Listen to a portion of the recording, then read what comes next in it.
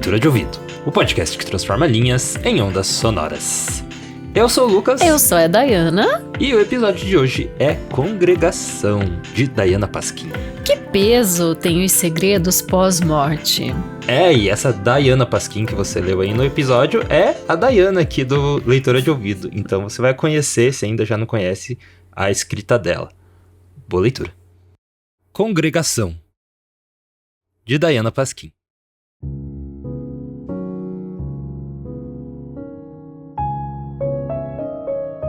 Longe dos mortos lembrados, há um obscuro cemitério. Minha alma, tambor funéreo, vai rufar trechos magoados. Charles Baudelaire.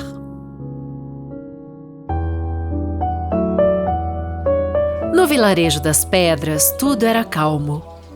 Um riacho cortava a praça correndo lento, e as decíduas folhas titubeavam diante da costumeira atitude outonal, enquanto suas co-irmãs se desprendiam em outras partes do país. Moradores estavam acostumados a não se exacerbarem, cultivavam dias após o outro e tudo funcionava bem. Crianças cresciam em graça e sabedoria, frequentavam a escola. Pais nunca perdiam a paciência com seus filhos. Os educavam em plenitude. Os mais velhos eram respeitados naquela sociedade e havia hierarquia baseada em conhecimentos, não na posição social ocupada ou no montante de bens acumulados. Aliás, era um vilarejo em que a multidão estava quase toda ao mesmo nível. As pedras no caminho eram consideradas sorte e se entendia quando alguém seguia seu curso e chegava ao fim da vida. O carpe diem acontecia, mas sem tanta agitação. O conformismo ia se estabelecendo geração após geração, até o dia em que o rádio começou a noticiar estranhezas. Amigo do seu pai, lenheiro que foi candidato a vereador, está desaparecido. Vizinha da sua tia, mulher que pinta as unhas no mesmo salão que você, está desaparecida. Barbudo, aquele que passa todas as tardes de sábado lavando a moto, está desaparecido. Funcionário de loja acima do peso, aquele que cria galinhas, está desaparecido. Logo se viu o padrão dos sinistros. Todos estavam perdidos, ausentes, sumidos, extraviados, faltosos. E a notícia, construída de forma personalizada, começou a reverberar nos aparelhos, fossem ligados à tomada ou tocados à pilha. Era diferente para cada um e se multiplicava. Não apenas desta forma incomum, mas apropriando-se daquela máxima para referirmos às pessoas cujo nome não sabemos, características físicas e hábitos que determinam alguém. O que mais os fatos tinham em comum? Tudo aquilo estabeleceu uma espécie de revolta popular. Era uma afronta mexer com tamanha tranquilidade. Os pensamentos passaram a mudar na velocidade do vento, que estranhamente também começou a soprar com vigor. As pedras passaram a rolar de forma diferente naquela vila, até então incólume. Descobriu-se a surdina de que todos os faltosos tiveram saudades de seus entes queridos e foram, sem sombra nenhuma, nem aviso prévio, ao cemitério visitá-los. Com os cotovelos na janela, apoiando a monotonia da cabeça, Laura ouvia o rádio. Logo seus olhos se iluminaram e seu peito se encheu de esperança. Sem se amedrontar, pois era altiva e resoluta, fez uma cesta de flores com rosas vermelhas, que eram as prediletas da avó Adele, e para o portal dos mortos se encaminhou. Laura era dessas netas crescidas sujando o pé na lama da chácara, explorando paióis, subindo em árvores, correndo de galinhas, sempre com os ensinamentos da avó vibrantes, despertados em frente ao fogão a lenha, que flamejava desde as 5 horas, fazendo tranças de palha e contando histórias. Quando o sol raiava, era festa pelo quintal. As férias eram tempos sagrados de aventuras e descobertas de cada passo daquele campo, do pastejar dos animais e do pestanejar embalado pelos passarinhos, quando se deitava na rede. Isso tudo e um tanto mais que ficou numa reminiscência escurecida. Os anos se passaram e havia toda aquela saudade acumulada, acordada em memórias enverdecidas, construída na meninice. Caminhou várias quadras, disso tudo se lembrando, até que parou em frente ao portão do Campo Santo. Entardecia, e aquele alaranjado crepuscular tingia sua tez juvenil. Entrou. Lá na cidade havia surgido um novo fato. Bisbilhoteiros davam conta da mudança da aparência e, pasmos, do surgimento de certo comportamento nos entes queridos, fato este que logo começou a se alastrar. Pareciam oráculos a terem voltado à comunicação. Da vila à necrópole, os mais saudosos correram primeiro. Netas que amavam ancestralidade iam pedir conselhos de amor, de destino, levavam suas dúvidas profissionais e eram encorajadas por aquelas que nunca puderam trabalhar fora. Uma estranha inversão de sensações e sentimentos. Mas, como se tratava de algo inimaginável, poder-se-ia aceitar a transmutação. Diziam os profetas: o caos um dia chega. Mortos voltarem à vida? Ou à interlocução? Era coisa de filme.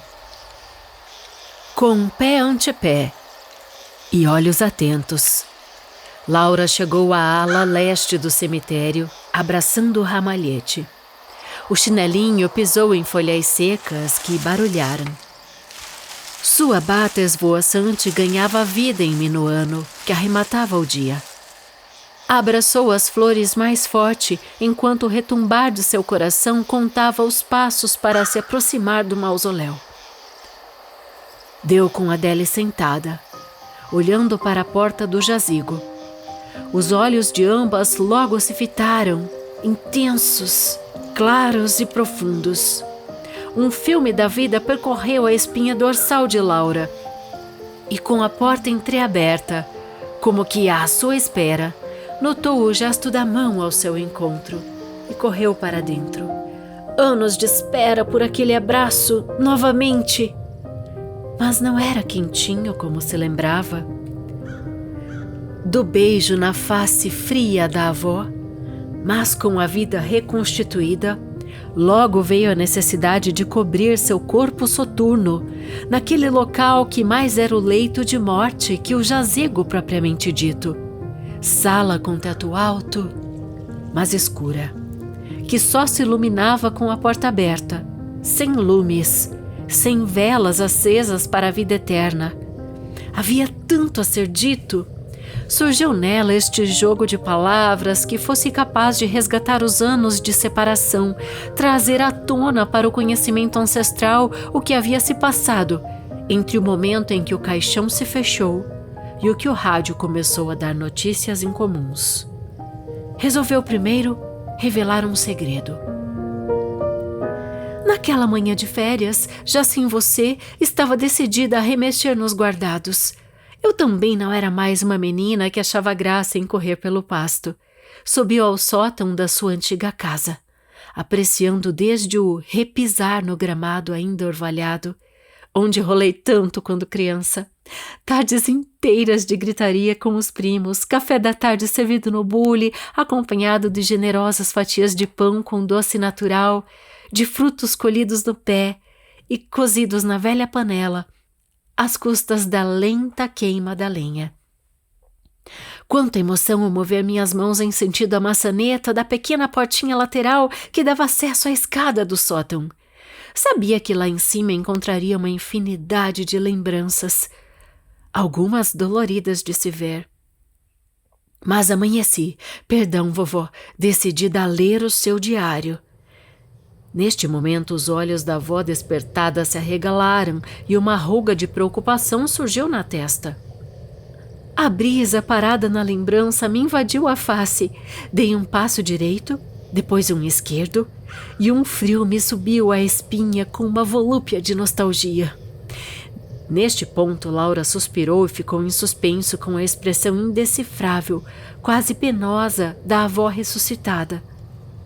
O sol recém-nascido entrava pela janela lateral, gerando um rasgo, com o facho luminoso a refletir no chão, da parede verde à esquerda até a escadaria estreita.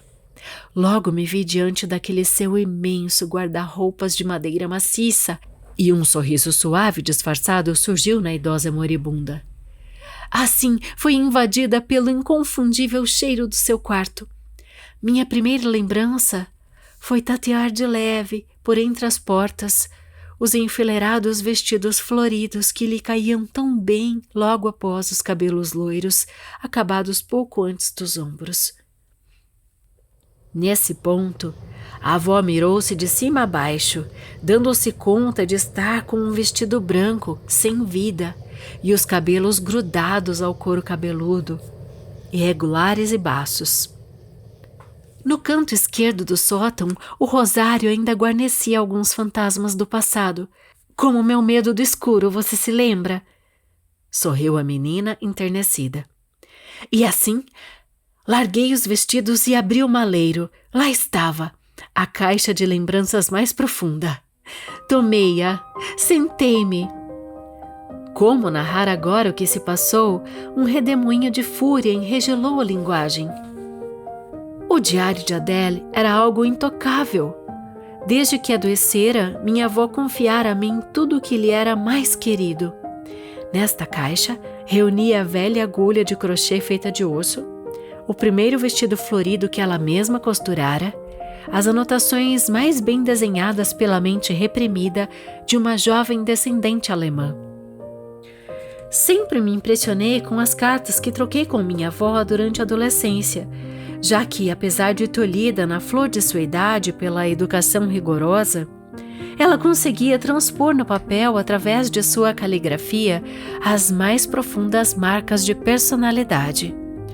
Era um universo que driblava o patriarcalismo, a indecência sexista, a podridão machista.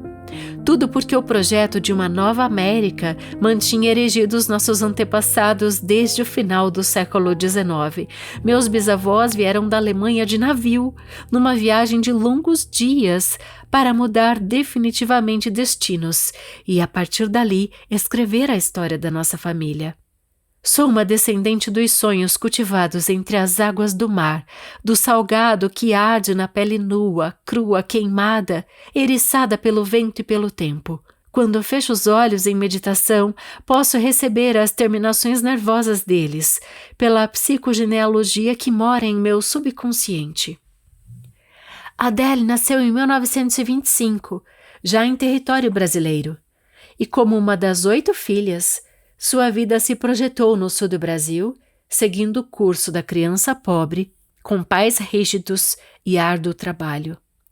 Terras a serem lavradas, casas a serem erguidas. Não havia tempo para brincadeiras e tampouco para sonhar. Era naquela espécie de livro com capa de couro marrom que jaziam os maiores sentimentos de minha avó, uma juventude soterrada. De súbito, uma lágrima tomou meus olhos e mergulhei na caligrafia de Adele, a prova incontestável de que minha avó reservava, sim, um tempo para viajar em sonhados planejamentos. 19 de maio de 1939. A coisa mais difícil em ser mulher é a subserviência. Pegue o balde, puxe a corda, trate as galinhas, ordenhe as vacas, faça as camas, varra o quintal, aqueça o forno, amasse o pão, cuide de seus irmãos. Nunca consegui engolir o ar imponente dos homens sentados com seus palheiros ou charutos em roda, falando sobre política, poder, mulheres. Eu queria mesmo era ter nascido homem, para poder dar ordens assim como meu pai. Ele é um homem bravo, respeitado. Duvido mesmo que seja feliz. Perderia a graça em ser homem, uma vez não poder usar vestidos floridos, nem pentear meus cabelos profusamente a pensar. Homem parece viver encebado e carrancudo. Na verdade, eu queria não precisar obedecer às vontades dos outros. Já tenho tantas que guardo comigo. Não sou anarquista. Aprecio ouvir a voz da experiência, mas eu gosto muito mais de ter meu espaço respeitado. 20 de maio de 1943. Meu pai tem falado a cada refeição de que é chegada a hora de me casar. Terra e família são sonhos cultivados por aqui. Todo o povo, nossos vizinhos, estão eufóricos com a recente conquista da posse de suas terras. E agora o que meu progenitor precisa é que alguém arrebate o meu coração. Ah, isso é meu lirismo romântico que fala, na verdade, para ele, tão pouco importa se eu vou gostar ou não. Eu queria viver livre. Este lugar onde estamos há 13 anos é muito bonito. Pinheiro sobre pinheiro, capões de mato, casebres desenhados a facão e machado. Vai ser lindo minhas crias correndo por aqui. Ah, se desse para ter filhos sem me casar. 14 de fevereiro de 1945. Sonho em ter 3 filhas moças. O João também acredita que com a devida papelada da posse dessa terra, teremos segurança para os nossos futuros rebentos. Eu queria mesmo era a garantia do nosso lar perto da mãe. Assim poderíamos ir sempre juntas à missa aos domingos e depois partilhar as refeições e esperanças. Dona Maricota garante que, se João e eu morarmos perto do pai e da mãe, os filhos vão demorar mais para vir. Mas minha mãe me dá esperança, assim como o meu casamento dá ao meu pai. Vendo seus olhos brilharem a cada dia, o feminino quer ferver dentro de mim. No pasto vejo a junta de bois e a palavra canga me prega uma peça. Eu não quero viver presa nem morrer cedo, só que preciso das minhas filhas. Já escurecia quando uni as mãos colando capa e contracapa de couro. Sentada na velha poltrona verde musgo, passei o dia deflorando suas lembranças, vó. E assim realizei minhas facetas guardadas a vida inteira. Descobri que você morreu sem parir. Como me tornei sua sucessora? Você sonhou a vida inteira, mas suas 3 filhas não vieram, não do seu ventre. Era o que me preparava para perguntar, diante da certeza de que era a neta que mais a amava. O que seria do meu passado ao descobrir isso e do meu futuro ao passar essa história limpo? Que peso teriam os segredos pós-morte? Conhecer as paixões secretas de vovó era mergulho caótico. Laura acreditava que ler o diário da avó seria como prolongar o diálogo com a falecida. Mas acabou caindo num labirinto que fazia sua cabeça pesar e criava dias arrevesados. Não foi crime, pois onde está a lei sobre a privacidade dos mortos? Mas agora estava frente a frente com ela. Tudo perdia a razão diante de uma vida comum e corrente que se acabou. Acabou? Toda a vizinhança começou a receber visitas de membros das famílias. A agitação dos grandes centros tomou o cemitério. Laura soube que suas primas gêmeas, aquelas que usavam longos vestidos beges, foram desaparecidas. Elas já tinham estado com Adele. Olhos se arregalaram e a menina foi enlaçada num abraço. Descobriu-se então que 2 irmãs da congregação zeladora pelas almas notavam as portas abertas nos sepulcros e passavam a trancá-las. Elas não só trancavam com aquele alto estalido do ferro, levando o breu para as salas fúnebres e abafando os gritos dos visitantes, como punham, num movimento coordenado e duplo, um grande cadeado maciço naquelas portas e davam por concluído o serviço naquele jazigo. Como se cadeados e portas trancadas detivessem almas. E os humanos que lá estavam passaram a gritar, as portas esmurrar muitas vezes, aos trios ou quintetos, mas nada adiantava. As irmãs zeladoras eram implacáveis. Laura inclinou o corpo sobre os ombros da avó e viu, no buraco fundo do mausoléu, 2 longos vestidos bege desfalecidos.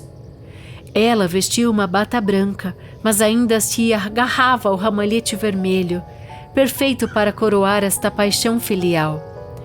Adele, finalmente, uniu-se às 3 moças.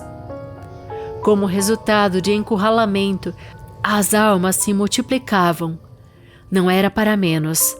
As irmãs da Congregação Zeladora das Almas eram surdas.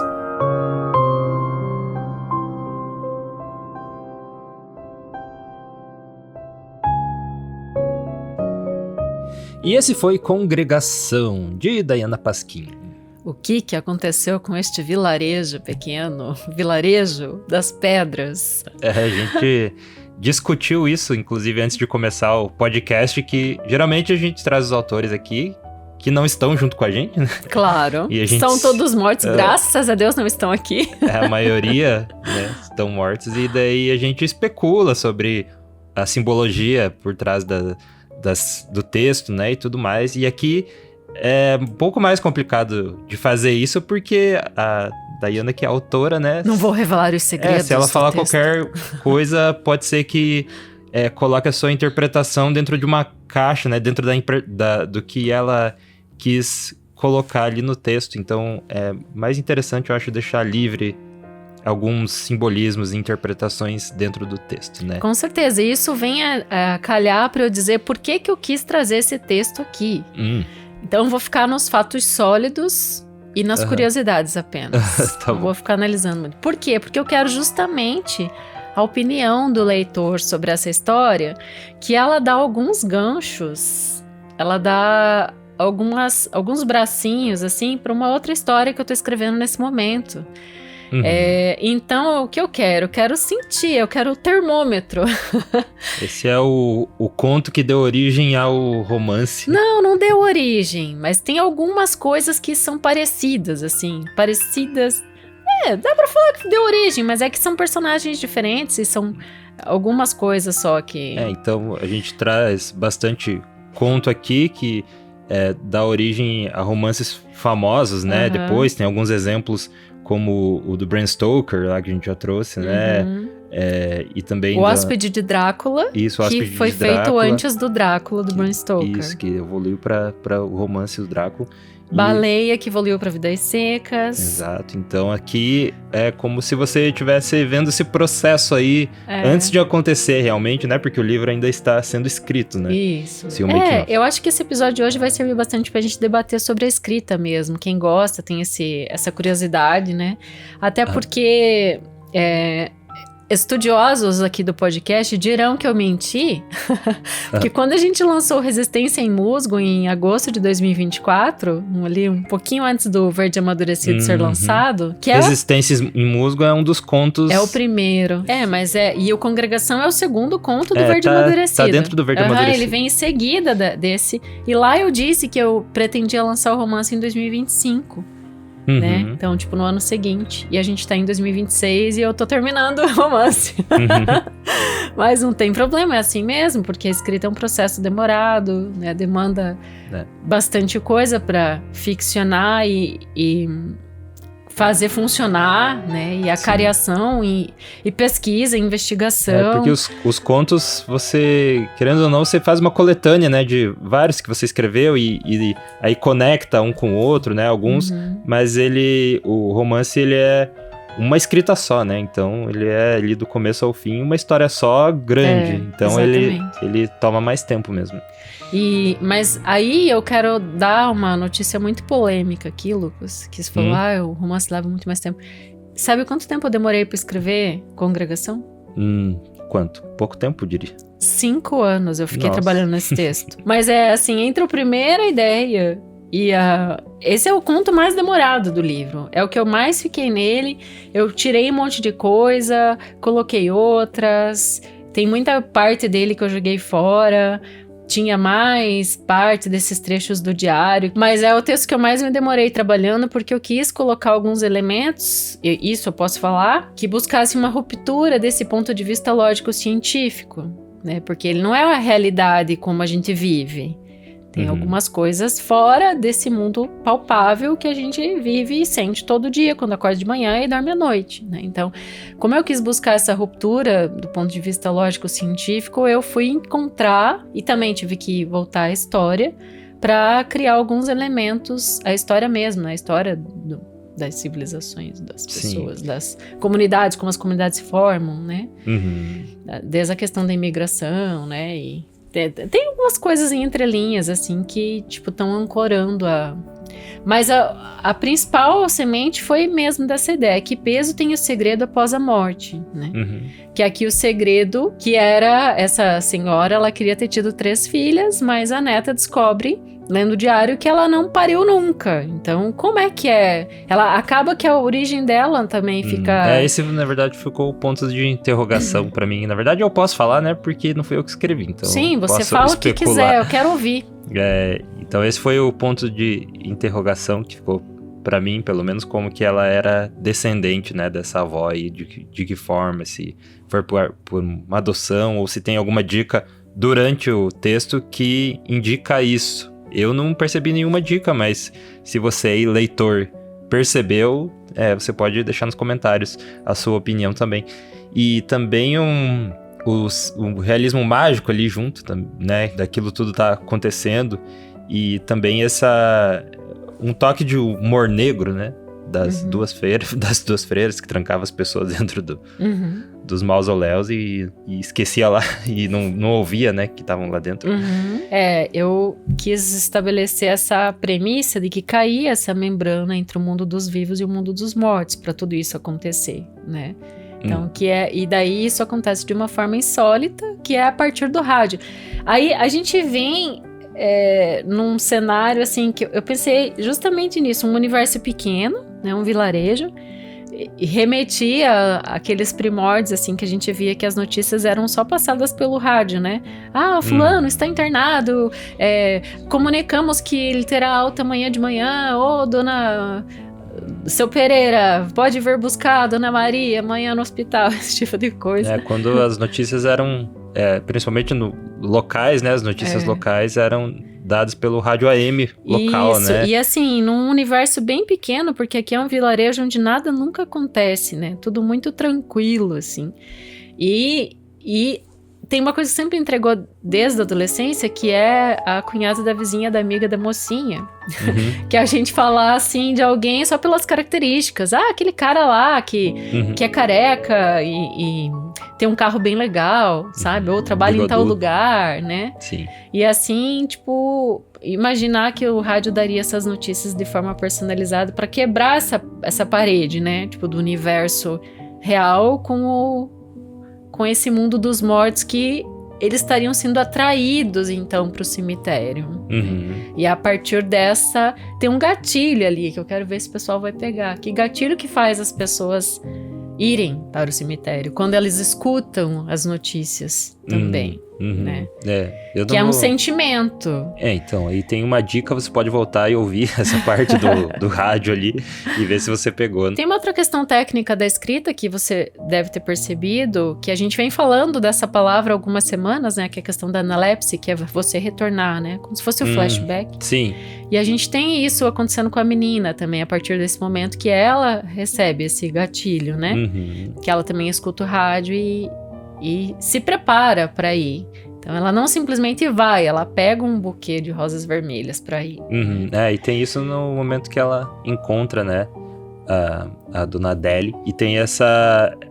qual que é o nome do flashback? O nome chique do flashback? Analepse. Analepse. É o nome em português. Analepse que acontece ali durante a conversa, né? E acontece também de uma forma sutil, indo e voltando, né? Quando você percebe que vai para aquele momento do sótão ali das cartas e volta para a conversa ali e vai e volta de uma forma natural, assim, conforme a história vai discorrendo, né? A primeira entrada da Analepse é quando ela tá indo mesmo pro cemitério, que ela lembra da infância que ela passou com a avó, né? Então, aí isso faz a gente entender que elas têm uma proximidade, né? Que existia um amor entre elas e que elas tinham uma troca, de alguma forma. Mas tem 2 agravantes ali. Tem uma que é vou dizer assim, uma espécie de prognóstico da Dona Maricota. Que não sei, que ficou no ar, que eu só falei ali em uma das leituras do diário. E tem também o fato de que esse diário ele foi confiado para Laura Sete Chaves. Então talvez tenha alguma coisa previamente articulada da parte da própria Adele, não sei, quem sabe, né? Você tá jogando, quer falar de uma vez? Não, eu não vou falar, eu só tô jogando na mesa, assim, né? Mas ele foi confiado a Laura, né? Sim. As 7 chaves, e ela foi lá e ela foi safada, ela mexeu nas coisas da avó, depois que a avó tinha morrido. Mas a questão da liberdade é uma palavra que aparece algumas vezes nas entradas do diário, tem a ver com essa questão que ela, além de sonhadora, ela era revoltada com o patriarcalismo, né? A Adele, quando jovem, né? Lá nos primórdios. E eu imagino que a história seja... Até a própria Laura, eu imagino que ela se passa muito tempo atrás, né? Por essas diversas dicas aí do vilarejo, do rádio, né? Então... A avó veio como imigrante, né? Então é ali bem no início do século. Tanto é que não tem celular, né? Você viu que não tem celular? Não tem WhatsApp tá louco, nesse texto. Se tivesse, eu ia mandar fazer um comentário pra essa autora aí. Parecia que a vida era tão mais simples no passado, sem tantas interferências. Mas o que eu quero trazer aqui é o conceito do realismo, acho que isso também está dito na literatura, né? Do realismo mágico, que você já citou aqui, né? Mas a gente tem, assim, a literatura de fantasia é algo que, tipo, remonta às origens das comunidades humanas, né? Algo que vem desde a tradição oral, essa necessidade de contar histórias, de lá narrar grandes feitos, lugares remotos, né? Muitas vezes imaginários, né? E é um passado muito distante, ou do tempo do autor, né? Que a gente tem vários casos na literatura, como o Edgar Allan Poe, Hoffman, o Jorge Luis Borges, que é o nosso maior representante latino-americano, né? E aí a gente entra nesse universo, né? E pensa que o Borges, quando ele quebra aqui na América Latina com o que é o realismo, né, com essa literatura realista, ele começa ele pega fios que começaram a se delinear lá no século XIII, com o desenvolvimento das sagas escandinavas e do romance picaresco. Mas aqui ele desenvolve com uma particularidade muito grande, tanto é que a gente chama as produções literárias latino-americanas, né, Borges e Quiroga, enfim, os nossos aqui, de realismo maravilhoso, é uma característica única, maravilhoso. Inclusive tem 3 denominações, realismo maravilhoso, mágico e fantástico. Mas o maravilhoso é só dos latino-americanos, que deriva das grandes navegações, das grandes conquistas, né, das conquistas espanholas, né, e tudo da Nova América era chamado de maravilhoso, né, então por isso que é realismo maravilhoso. Mas, de modo geral, para não errar, você pode chamar de realismo mágico ou fantástico, que vai estar dentro... Mas vamos tentar achar uma definição, como que a gente poderia definir para pessoa que não conhece. O que é o realismo mágico, o realismo maravilhoso. Sim, claro. As histórias que quebram só com o universo real desse plano que a gente está acostumado, né? Que a gente sabe que é o comum e corrente, que é o nosso palpável. Normalmente são fatos históricos, míticos, lendas ou folclore, que são combinados e geram uma nova narrativa com o elemento do sobrenatural ou do onírico. Onírico é o universo dos sonhos, né? Normalmente é um sonho, às vezes cai num texto também que vai tá trabalhando com o realismo mágico, né? Ou fantástico. Mas o sobrenatural, que é um dos casos aqui no conto, né? A gente tem um pouco do sonho também, quando entra na parte do diário, mas essa parte do sobrenatural, ele é sempre uma característica muito marcante do realismo mágico, né? Tem que sair desse universo que a gente sente, que a gente pega com a mão, né? E a gente tem 100 Anos de Solidão, por exemplo, do Gabriel Garcia Marques, que trabalha muito bem. Você leu, eu li, enfim, tantas pessoas leram, tem a série também, tá aí pra quem quiser ver. A gente tem essa quebra também, né? Por exemplo, uma cena que me marcou profundamente é a Remédios, quando ela tá estendendo roupa e ela acaba levitando junto, né, com as peças de roupa e, né, indo pro céu, assim, né, que é uma personagem bem marcante também do romance. Então isso é uma coisa que a gente sabe que não vai acontecer com um ser humano comum. Quebra essa barreira, assim Sim. como aqui a gente derruba essa membrana. Pessoalmente eu vejo com uma história aparentemente mundana, assim, que tá acontecendo com conflitos Porque muito... pega o cotidiano. com conflitos muito cotidianos. Daí, pra mim, o realismo mágico sempre te pega um pouco de surpresa. Né, que você tá envolvido ali na história, de repente vem algo não tão mundano assim, né? E essa surpresa, pra mim, que é uma das características mais legais do realismo mágico, esse fantástico dentro da realidade, né? Essas coisas inexplicáveis dentro de algo explicável, né? Legal, eu fui buscar o fato histórico, assim, o termo realismo mágico, ele apareceu pela primeira vez em 1925, no título do livro do crítico de arte alemão Franz Holt. Essa expressão foi incorporada em 1948 pelo venezuelano Arthur Urslar Pietri em sua crítica literária nacional e acabou por servir de base para um novo desdobramento do conceito, que na literatura latino-americana surgiu então a categoria do realismo maravilhoso que eu estava explicando, né? Cujos expoentes se encontram mais especialmente nos países de língua espanhola entre as décadas de 30 e 70, 1930 a 70. E o termo reflete essa afirmação identitária das nações colonizadas pelos espanhóis, né? Que é a ideia de maravilha que eu estava falando do Novo Mundo, né? Então, mais recentemente, com esse nome, é isso. Mas é justamente porque se percebe que tem muito mais espaço para uma proposta de narrativa, além dos retratos dos fatos e costumes, né? Tem mais coisa que a gente pode tatear, sentir como escritor e colocar para o leitor sentir também na sua vida. E aí que surgem essas histórias. Você quer que eu fale a frase aqui agora? Isso, pra você pode se explicar. Então é assim. Longe dos mortos lembrados, há um obscuro cemitério. Minha alma, tambor funéreo. Vai rufar trechos magoados. Charles Baudelaire. Explique-se, então. Não, cada vez que eu vejo que eu acho que foi um momento de inspiração escolher essa epígrafe, porque cada vez que eu a leio, eu penso que, tipo, ela fecha muito, assim, parece que é a sinopse da história. Porque é os mortos lembrados, né? Trechos magoados, né? Coração magoado, né? Então, tipo... resume muito bem, combina bastante. É uma espécie de sinopse. E daí tem essa pegada do desfecho da Congregação Zeladora pelas Almas, né? Bom nome, inclusive, zelaram as almas.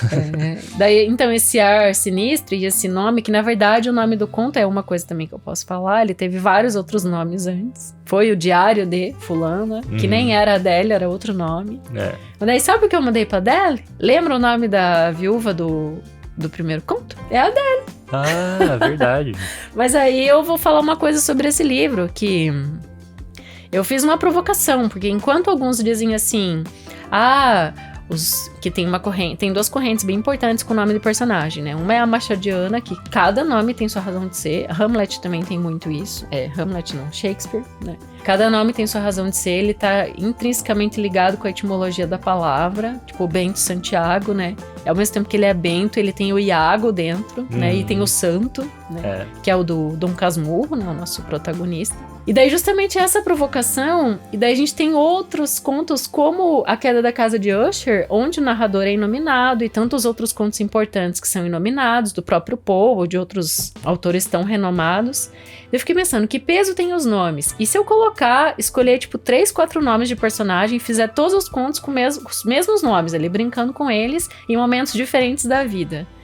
Então tem isso em alguns momentos em Verde Amadurecido. Será que a viúva dela, do viúvo do Resistência em Musgo, poderia ou não ser essa Adele da congregação? É o leitor que vai ficar pensando. Sim. Bem como a Laura, ela aparece em outras histórias também do livro. Pode ser mesmo, pode não ser. E tem uma teoria que coloca um determinismo normativo, que é quando o teu nome às vezes indica o que você vai fazer da vida, né? Ou quem você é, de alguma forma, assim, né? Então isso acontece... Por exemplo, ela devia ser uma princesa, né? Você chama Diana. Pois é. Então, isso acontece bastante. Tipo, você não encontra às vezes uma pessoa com o mesmo nome que você e você, tipo, vê certas semelhanças, assim. Aquela pessoa faz algumas coisas que eu também faço, ou age de algumas formas que eu também ajo de vez em quando. E tem uma teoria que é assim, que os nomes atraem a energia de características. Por exemplo, Usain Bolt, né, o corredor. O sobrenome dele é Bolt, que é tipo um raio, né? Até onde eu sei é o sobrenome real dele, né? E tem vários exemplos que também compartilham dessa ideia. Claro que é uma teoria que não é cientificamente provada, né? Mas é uma teoria de realismo mágico até. Sabe o que? Eu vou jogar aqui no microfone uma curiosidade que eu sempre ouvi das professoras, assim, de criança menor. Daí vocês que têm esse nome se defendam agora, mas as professoras costumam dizer que os Arthur e Gabriel são muito bagunceiros. Então. Eu não sei se o nome que atrai, né? Mas, tipo... Normalmente elas dizem isso, eu já escutei isso. Sim. De professoras. Desculpa aí, Artures e Gabrielzes. E Gabrielses. E eu também já ouvi falar de Thiago, né? Também. Que dão trabalho nas salas de aula. Mas aí é realmente uma teoria a ser pesquisada. Lucas é tudo gente boa. Foi evangelista, né? A gente tá brincando aqui com nomes, mas isso é uma coisa bem importante quando a gente fala do universo literário. Pra gente avaliar ou não. Porque tem grandes histórias com personagens inominados. Que nem nome tem. A gente só tem o sentimento desse personagem. Que também tem o seu sentido de ser, né? Justamente. E o legal das histórias é que um autor pode transformar esse determinismo normativo aí em uma coisa real, né? Então, igual o Machado fazia, ele dava certos nomes pros personagens e eles realmente cumpriam aquele destino conforme o nome deles, né? Então, na vida real a gente não sabe se acontece mesmo, né? É um ponto de interrogação, mas nos livros alguns autores fazem isso acontecer. É aí realmente. Que tá a magia da literatura, né? A gente não vai adentrar muito na biografia do autor hoje. Não vamos falar nada da biografia do autor. A não ser dizer que se você tiver interesse no Verde, né? Dá pra fazer contato aí com a gente. Então, se você quer comprar o livro onde esse conto estava presente, que é o Verde Amadurecido, é só enviar um e-mail para leituradeouvido@gmail.com falando que você quer o livro, que a gente arruma os trâmites para te enviar. Ou entra no site da editora Literalux, né? Lá tá disponível na estante da editora, que na verdade eu tenho 4, 5 edições em mãos aqui comigo, não tem muita coisa. Quem chegar primeiro leva! Mas na editora Literalux também tá disponível para compra, tá na Amazon. E o preço tá o mesmo? Em torno de R$45, R$50, é esse o preço de capa do livro. Então fica a dica aí. Eu não sei se você quer falar da sua formação rapidamente. Não tem necessidade. Porque de repente a pessoa só conhece você aqui do podcast, não sabe que você é formado em letras, que você é formado em jornalismo. Agora você já falou. Que você é mestre em letras também. Que bom, obrigado por me apresentar. Que você trabalhou como jornalista há muitos anos, né? Então, e nessa história tem uma pegada do jornalismo, né? Então você não escreve só porque você gosta de livros e lê, né? Sim. Você tem a formação que te ensinou a escrever, né? Realmente. E eu sempre sonhei em ser escritora desde criança. Então. Tô realizando meu sonho. Uma microbiografia, então, só pra não passar batido. Então esse foi Verde Amadurecido, não. Foi Congregação do livro Verde Amadurecido de Dayana Pasquim. E se você quer apoiar aqui o podcast, além de comprar o livro, você também pode entrar como apoiador em apoia.se/leitura de ouvido ou pela chave Pix leituradeouvido@gmail.com. Apoiando com R$20 mensais ou mais, você recebe várias recompensas. Uma delas é entrar nos créditos finais de todo episódio, a outra é entrar no Clube Leitura de Ouvido, que são encontros que acontecem mensalmente, e também troca de ideia diária no grupo de WhatsApp, né? Eu digo diária, que é diária mesmo. Nossa, tem mensagens lá todos os dias, né? Sempre coisas ligadas à literatura, né? Sempre enriquecedoras e com experiências das pessoas, assim, dos apoiadores. Eles trazem as próprias experiências de vida, né? Que é muito legal. E também você recebe o estudo aprofundado de todas as obras que a gente traz no podcast toda semana, né? Então hoje, para os nossos apoiadores, vai aí o estudo do Congregação. E quem sabe lá junto no estudo vai algumas dicas, né? Que podem ter passado batido durante o texto aqui, que a gente também não quis explanar muito para não estragar a sua experiência de interpretação, mas para os apoiadores vai algumas coisas que não estavam aqui, a gente não falou aqui, né? Justamente. Entrou 2 novos apoios, o Jorginho Ludovici e a Sheila Parajara entraram no clube nessa última semana, então sejam muito bem-vindos. Bem-vindos aí, Jorginho, isso, e Sheila. Isso mesmo. Muito obrigado. Então vamos para os nossos apoiadores, que são eles: Adriano Sonic Padilha, Alberto Alpira, Amanda Bertassi Brandão, Ancli Lima, Anthony Cruz, Arlete Alves Machado Rodrigues, Augusto Marques Ramos, Bruna Foltz Coutinho, Bruno Guedes com o Grupo Danco, Carmen Oliveira Mazili, Cláudia Lube, Cláudio Alves Pereira, Cristiana Castanha Ferraz, Edgar Bessa, Projeto Ciência de Pés Descalços, Eduardo Cortim, Eduardo Vinícius Ferreira, Elaine Vieira Ferreira, Fabiana Maria Landiva, Felipe Cronato, Felipe Ricardo, Flávia Meira Marques, Gilene Barreto, Heloísa Mendonça, Jaqueline Conte, Jorginho Ludovici, Leoneide Damasceno, Lina Soares, Luana Nogueira, Lucas Vieira, Luiz Fernando Garcia, Luiz Carlos da Silva, Mabel Correia Machado, Maria Cecília de Lima Machado Oliveira, Maria Eduarda de Oliveira Carvalho, Márcio Oliveira Salgo de Vasconcelos, Marco Aurélio Marques de Queiroz, Marilu Lourenço Rosas, Matheus Trim, Melanie Vieira Ferreira Araújo, Mônica Tocarne, Olivia Veronese, Paulo Pereira, Roberto Hiromi Sonoda, Paulo José Pereira de Rezende, Pedro Coimbra Machado Cibusca Valente, Rachid Meira, Sheila Parajara, Silvana Silva, Simone Pessoa de Mesquita, Tassiane Bosch Ledesma. Zenilda Ribeiro da Silva. Obrigado aí, apoiadores do Leitura de Ouvido, mais uma vez. Para você se tornar um apoiador, é só entrar em apoia.se/leitura de ouvido ou é pela chave Pix, leituradeouvido@gmail.com. Todos os links necessários estão aí na descrição. E fica linkado também ao Resistência em Musgo, se você quiser ouvir, se não conhece, ou reouvir, fique à vontade. Muito bom também. E a gente te vê na próxima leitura. Direção e narração, Dayana Pasquim. Edição, artes de capa e trilha sonora de abertura, de Lucas Piasecki. Produção, Roca Studios. Avalie no Spotify e na Apple Podcasts. Siga para não perder os próximos episódios. Inscreva-se em youtube.com/leitura de ouvido. Siga no Instagram Leitura de Ouvido. Fale com a gente no leituradeouvido@gmail.com. E a gente te vê na próxima leitura.